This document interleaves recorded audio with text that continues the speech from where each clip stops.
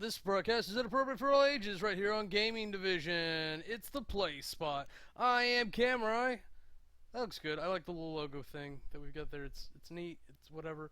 It does mess with the way I framed it though, because oh man, I thought it was so clever. And it's just such a simple thing. Oh, there we go. There's my big head. Hey everybody, how are we? How was everyone's tabletop day? If you're unaware for some reason that you're watching this and don't know what Tabletop Day is, our very own Geek and Sundry, primarily Felicia Day and Will Wheaton, declared an international holiday where you get together and play board games with people and everything, and stores take part. And I was down at Outlaw Moon for the day with the girlfriend, and she was super awesome to stay down there and play with me. Normally I would talk about like things I've been watching involving games, and I just don't have dick on any of that, so we're gonna skip all that. Very little Minecraft. I guess I could start there. I've just been doing little bits and pieces on the server. I don't have the green screen up. Ivory, you're not supposed to be on that table.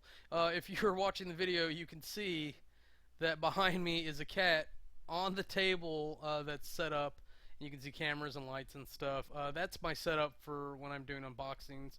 I'll circle back to it. Basically, I've got an unboxing to do later. So that's set up to do that, and I'm already late on this. Normally I do this Sunday night. I fell asleep, so that didn't happen. So I'm here doing it Monday because I've got the time today.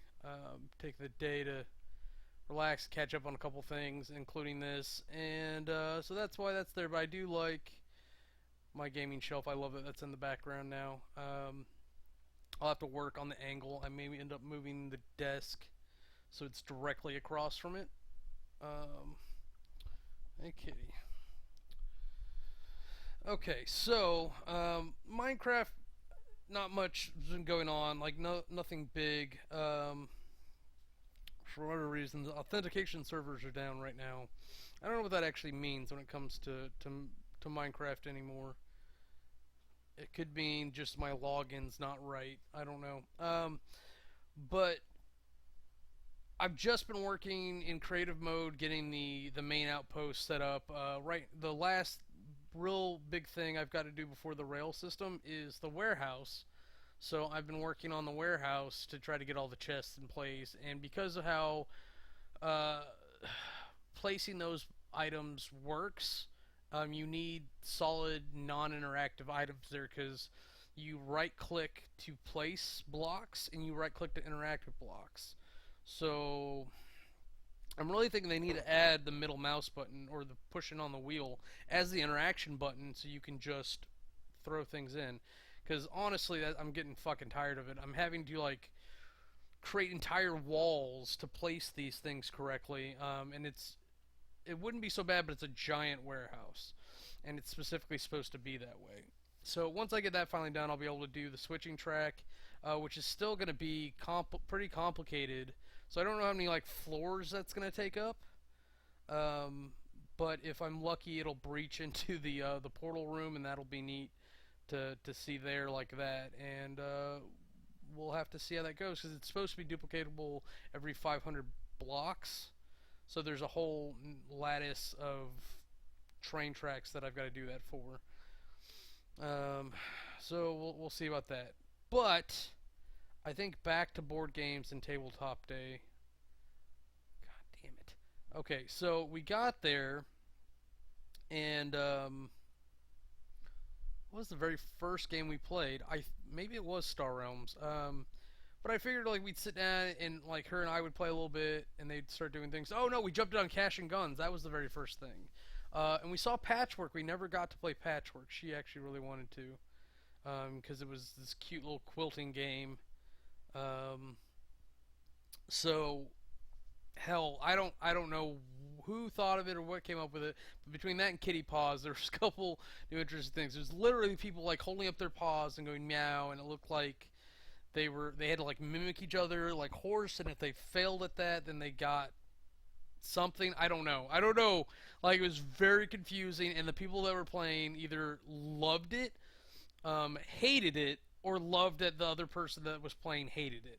So I can't really tell you much about Kitty Paws. We were in the middle of something else. And I only knew like a handful of people that came in, and I only played with one other person besides Katie that I had known beforehand. And they actually hit it off really well, which was, I don't know, social. So let's see. So we played Cash and Guns was the first one, and it's a really a bluffing game when it comes down to it. So it's not really my bag. I don't like bluffing party games. I like something that has a little bit more strategy to it. So like I was aching to bust out Super Dungeon Explorer the entire day, but um, between the lack of demand for such a game and the in Katie's tolerance, and then plus the games that were happening by design at the store, it just never happened. So I'll have to corner her and make her play that at some point. Um, so we played Cash of Guns, which is really interesting because I've never actually played it before. I watched you play it. I don't really like having guns pointed at me, but they're foam guns. They don't look like real guns, so I just did the best I could with it. But it's got interesting mechanics because you play like 8 rounds and you try to earn the most money. And I had a strategy, but I wasn't familiar enough with the games to realize that the stealthy player isn't really like the best choice. Like if you really need to get out of there, it's a good option. But other than that, it's like no, there's so many better things. Hunting down the paintings, if you're playing well, I think is a better option. Because I did the not the bluffing part, but I did the shooting part okay. It really just came down to which treasures I was grabbing, and because I didn't want the paintings, I was trying to go for most diamonds, and it just didn't work out. Oh well.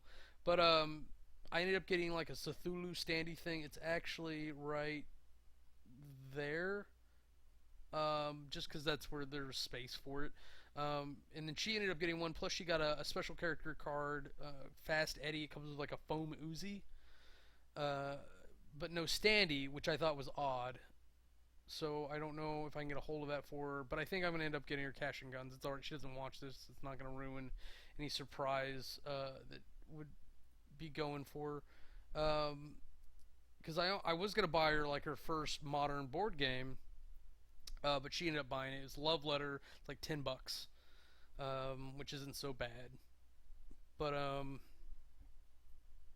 yeah. So that's kind of where she is. So, like she's used to like Monopoly and Skippo or whatever. And so like I have a game called Totally Insane Card Game that another ex of mine told me about, and I got in and I think we ended up playing, and it was a good time. But it's got a lot of weird little rules. So I think her and I are gonna sit down with that at some point and go through it and learn it so that she can take it back to her family and play it. Because that was kind of the point, was to help her find like a more modern game to share with her family. And I think Love Letters where it's at, but she left it here, and I don't know if it was by design or not. So I gotta be like, you left Bang the Princess, because that's what I call the game. To me, that's what it is, but I'm sure she's not gonna call it that. She's not gonna go to her mom and be like, hey, you want to play Bang the Princess? Where I would. That's just the type of guy I am. No, but we ended up playing Star Realms after that, and a couple of guys we played Cash and Guns with ended up playing with us there. So we did a free for all, and Katie like dominated to the point like where the three of us were like, we've got to kill you, and we'd been trying to help her the whole game because she was brand new at playing it. So she kind of like felt overwhelmed. I don't think she understood what she was doing. She just knew that whatever we told her to do was resulting in her killing us. So she was excited about that. We ended up, what was it? Oh, we ended up in a game of Ticket to Ride for the competition. Um, was that? Yeah, that was about the time I won this shirt. I won an Outlaw Moon shirt. So that was nice. That I got like a cool, like little $10 shirt. It was like, oh yay. Um, but we ended up playing Ticket to Ride, and the prize for that was varying sets of trains for your set of Ticket to Ride. So the first place winner got all 5 colors in like neon. Um, and then the next person got 4 sets, and the next person got 3 sets, which I just thought was odd, but the color choices were interesting. So the second place person, Katie, won third. Oh my god, I love Ticket to Ride. Ticket to Ride is such a great accessible game. She loves Ticket to Ride. There's so many good things to say about that game. It just gets a little stale. It doesn't. There's no way to refresh it properly because you're gonna get some tickets at the beginning, and it's typically like you can remember these routes pretty well if you've had them before, and then you get some random cards, and then you're just going through it. It's the same game over and over, which I get tired of because my brain likes the new game experience, where a lot of people like to get used to something. So whatever. But I had gambled, and I was 1 card away from a 33-point swing, which is technically 66 points. And if I had won that, if I'd gotten that the card I needed, and was able to lay 4 tracks or 4 trains to make the last track, I could have done it and I would have won first place. But I just didn't have the card. I didn't have the card, so I lost hard. But because she got third place, she won the trains and gave them to me. So I ended up giving the color that the second place winner was missing to them, because there was a couple. It was 2 couples playing, and then 1 guy who actually won the first place. So I gave one of the train sets that we won to the second place couple, and then so we kept the blue and the black trains, which I don't know what I did with them. If I'm being honest, they're probably behind the Ninja All Star trophies there. So I don't know. It's an interesting prize, but it's like, oh, can we just not do this? Because like I don't care about prizes. I like playing the games. I'm not a competitive person. Like my buddy won Carcassonne tournament over in Florida, and he messaged me about it, and we talked about it a little bit. But like I'm so bad at that game. I don't enjoy that game, but I enjoy other games that I lose at all the time, and I can play those all day. It's not about winning; it's about playing for me. So it definitely is interesting. I'm desperately trying to remember what we played after that, because I know there was a big gap. And they went away, and then Seven Wonders was going on. I'm really having the hardest time remembering, because the next store game that we played was Seven Wonders, and the people that we played Seven Wonders with, some of them stuck around. We ended up playing Splendor, and then Small World, but I can't remember what was in that gap. I know I was prepping Seven Wonders for quite a bit, but I pulled the big bag out, and we were gonna put, like, I pulled out Battle Cruisers. Oh, that was afterwards too. What did I have in that bag? Hold on, let me try to refresh myself real quick. I guess a professional way. Oh, we played Pandemic. So Katie and I played Pandemic, so that we could be on the same side, because I really like being on her team. And we put 5 epidemics in, which is essentially 4 is normal, 5 is hard, and 6 is, oh my god, are you crazy?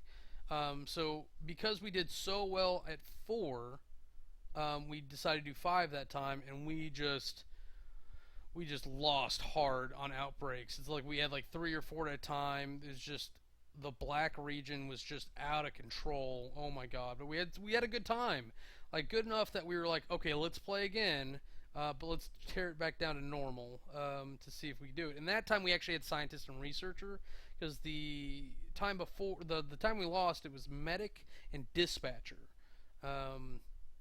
which if you can get like a cure going and then like use the dispatcher to sunset things with the medic, oh my god, that's a good thing. But you've got to get those cures, and at 5 of a kind it's a lot harder, especially with 2 people. I think 3 people is probably optimal for that game, and then of course 3 or 4 of course. I think they expand on the newer versions. They may actually have a 5-player mode. I don't know. But I'm playing with the old, like, first print. Can you see it from there? Nope. It's down there with the new ones. So we played a couple games. We managed to win the second time, and so we went the extra mile, and we were trying to see if we could cure or sunset everything before the deck ran out. But the just once you get to 3 infection, you can't do it unless you have the medic. I don't think so. We're gonna have to figure out a way to do that. Of course, but of course that's the bonus round. That's not really playing the game anymore. That's playing a same game with or a new game with the same mechanics essentially. Um, so it is what it is. What it is. But that was lots of fun. And then eventually, I got word that Seven Wonders, and she was sitting there punching stuff out. I was like, I've got a set right there. Do you want me to use that? And I just had to pull out all the expansion stuff, which was separated except for the tiles. And doing the tiles actually took a minute. So I laid out all the piles of crap that we needed, and we just played a big 7-player game for the thing. And if I'm being honest, I don't. Oh no! The first prize this dude Virgil came in and won was a playmat, and the playmat's perfectly leveled out so that you can fit the Tower of Babel expansion board in the middle of it. It looks really nice, but it's only designed for like 4 people. Um, where I actually like that it now supports 8 people. I think if you just have an expansion, they go that way. And then we got promo cards, and Katie gave me hers. So now I have these extra 3-player promo cards, and I just don't know if it's alternate art because it's at Palace. So I don't know how that's going to affect the count, because if you don't know Seven Wonders is a drafting mechanic game where they highly have delved out on the math of what does what for how many different players, and the cards are exact. So your how do I say it? So your sets for a 4-player game are drastically different than like for a 7-player game. It really is different games. And in 7 players, you're not getting the cards to come back around to you. It's like once you see that card, it's like you pick the one that you want and then you kiss the rest goodbye because they're not coming back. It's just how it is. Um, Seven Wonders really is a great game. I love the drafting mechanic because it keeps people interested. There's very little waiting, where everyone's at least waiting together. Among the Stars, I still like better, but it does take up a ridiculous amount of room on the table, and it has a lot more expansions that add what they call expansion fatigue, where people just go in and I just want to play the base game, and it's like okay, fine. But to me, the expansions for Among the Stars really add to it, as do Seven Wonders. And except for the Tower of Babel, I think they may have hit a miss there. But I do like the projects. The projects, I think, really add something special to the game. I would hate to play Seven Wonders without at least the leaders. I could probably do without any of the rest of it. Um, but I think the leaders really add something that the game was missing. Um, and I'd probably keep the leaders and cities expansions, and of course the wonder packs, adding them extra tiles in for some more variation. Really, I think amped it up because I realized that on a 7-player game for the base set, that's all the tiles there are. There are no more starting tiles than the 7. So it's definitely an interesting way to see that game because I don't think we ever played 7 before I got all the expansions that were available at the time. And now, like, I've got the 4 promo cards and I've got Babel on top of that. So we can go to 8. We can go to 8. I'm trying to think. Splendor. It was really fun to play Splendor with a couple people who knew kind of what was going on. Katie was learning. She did well. I probably did the worst, if I'm being honest. I don't tend to go for points. I tend to try to grab the cheapest colors and try to get the nobles in for the point boost. The way you beat that is the same way Eric beat it. And Katie was kind of going that direction with it. And Joanna was just doing better than me at my strategy.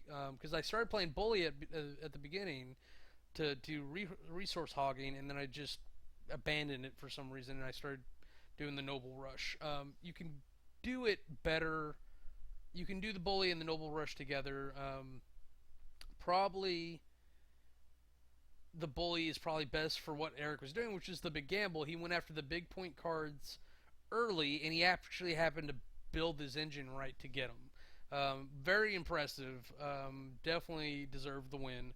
I just, it's not the way I typically play that game, and I need to get better because to me the game's all about what you can get for free, and it really depends what's coming up on the board. Because if you're not getting the cheap cards to build your discounts, then whatever. And like a two-player game in that versus a four-player game is very, very different.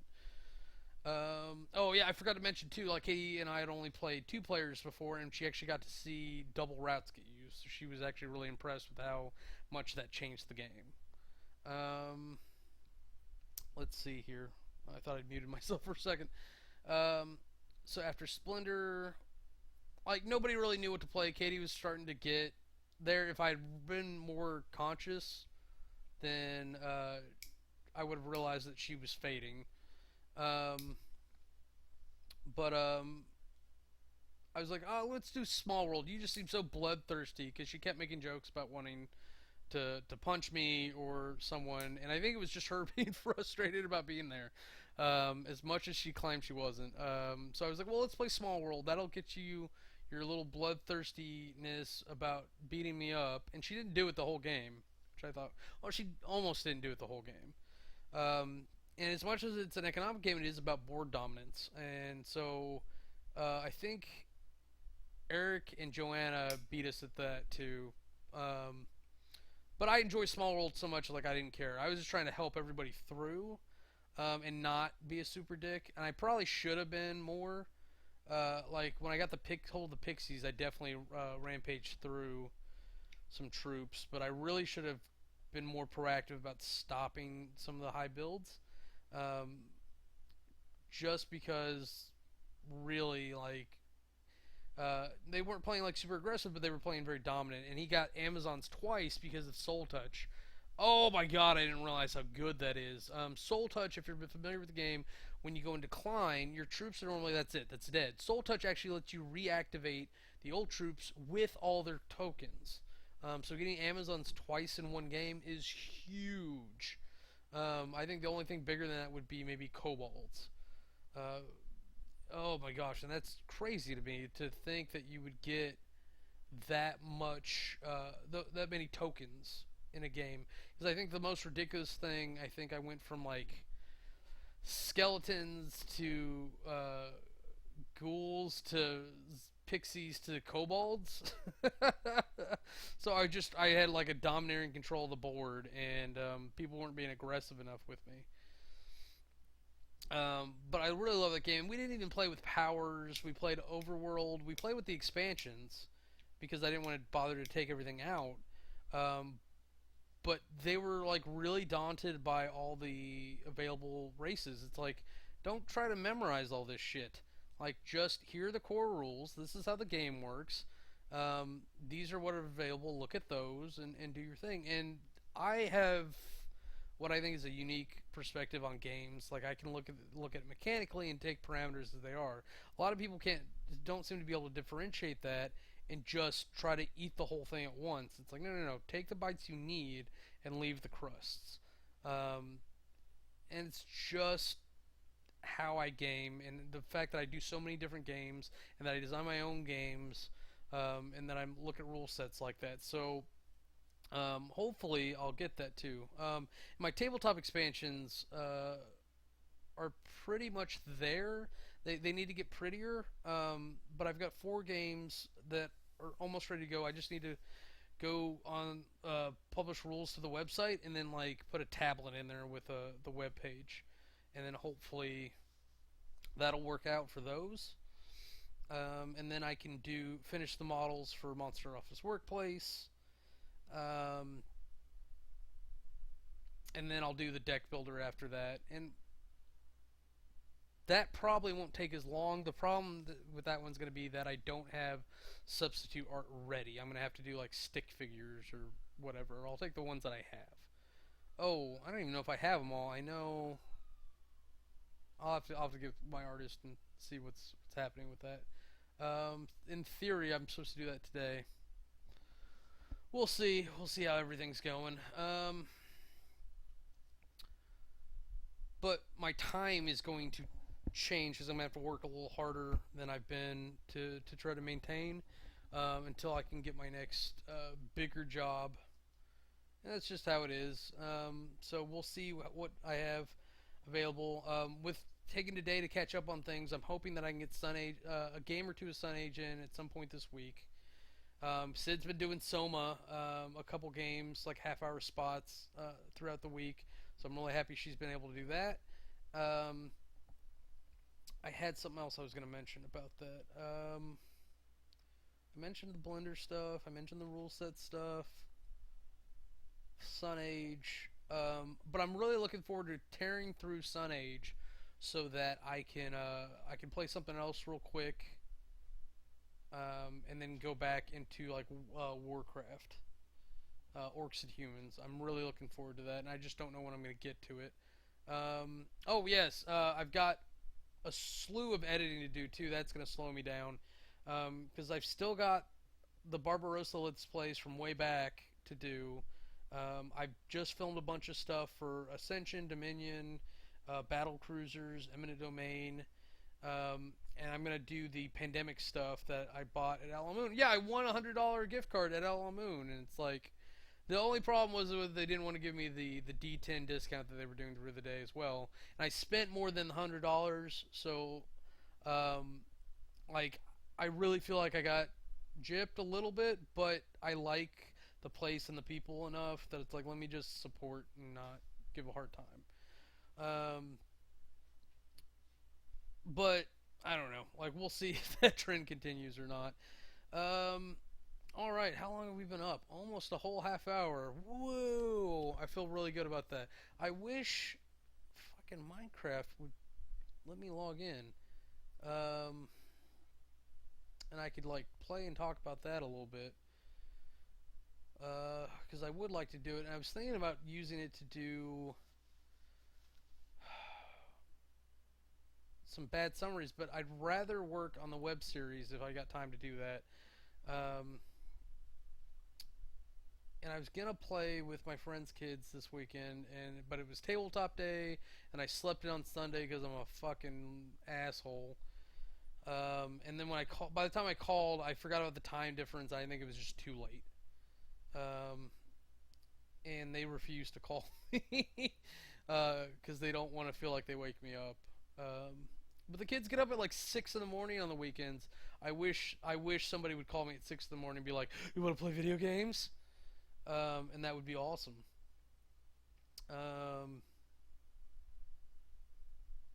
So we'll just have to see about that. I'm going to go ahead and end it. I could vamp for like another 2 minutes, but I'm just not going to.